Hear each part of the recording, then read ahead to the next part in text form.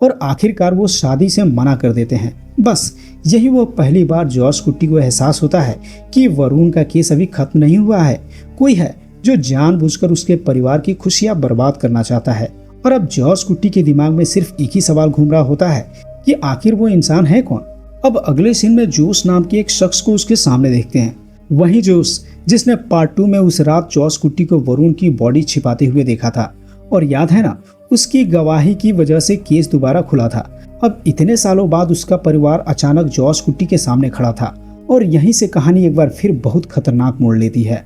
अब सीन थोड़ा इमोशनल हो जाता है। जोश धीरे से जॉर्ज कुट्टी के सामने बैठता है। उसकी आंखों में साफ साफ पछतावा दिखाई दे रहा होता है, जैसे कोई इंसान सालों से अंदर ही अंदर जल रहा हो। वो हाथ जोड़कर कहता है कि उस केस में गवाही देने के बाद मेरी जिंदगी बर्बाद हो गई। जब भी कुछ अच्छा करने की कोशिश करता हूँ सब बिगड़ जाता है। घर में हमेशा परेशानी रहती है और चैन नहीं मिलता। उसकी आवाज़ कांप रही होती है दोस्तों। फिर वो बताता है कि एक दिन उसने चर्च के फादर से अपनी परेशानियों के बारे में बात की थी। तब फादर ने उससे कहा कि शायद उस परिवार की बद्दुआ है जिसने तुम्हारा कुछ नहीं बिगाड़ा था। अब सोचिए दोस्तों, एक इंसान पछतावा में कितना टूट चुका होगा जो हर बुरी चीज का कारण खुद को मानने लगे।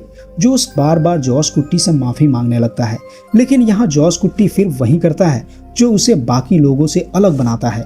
वो गुस्सा नहीं करता, न चिल्लाता है, बल्कि बहुत शांत होकर कहता है कि मुझे तुमसे कोई शिकायत नहीं है। तुमने जो देखा वही कोर्ट में बताया।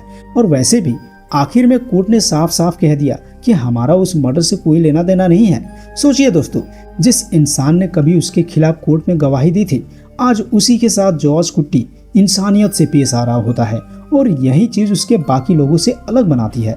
इस बीच जॉर्ज के जाने के कुछ समय बाद एक और लड़की जॉर्ज कुट्टी से मिलने आती है। उसका नाम होता है श्रेया। और दोस्तों, ये लड़की सीधे वरुण केस से जुड़ी हुई होती है। अब सीन धीरे धीरे हमें पुराने राज याद दिलाने लगते हैं। पार्ट 2 में जॉर्ज कुट्टी ने अपनी सबूत मिटाने के लिए वरुण की बॉडी की जगह किसी दूसरे लड़के का कंकाल इस्तेमाल किया था और वह कंकाल कब्रिस्तान से निकालने वाला आदमी था पथरोस। श्रेया उसी पथरोस की बेटी होती है। जॉर्ज कुट्टी जानता था कि अगर उस वक्त पथरोस उसकी मदद न करता तो शायद वो कभी उस केस से बाहर ही नहीं निकल पाता। इसलिए उसने बदले में पथरोस के पूरे परिवार की जिम्मेदारी उठा ली थी। उनकी आर्थिक मदद करता है, घर बनवा कर देता है, श्रेया की पढ़ाई तक का खर्च उठाता है। लेकिन अब पथरोस की हालत बहुत खराब हो चुकी थी।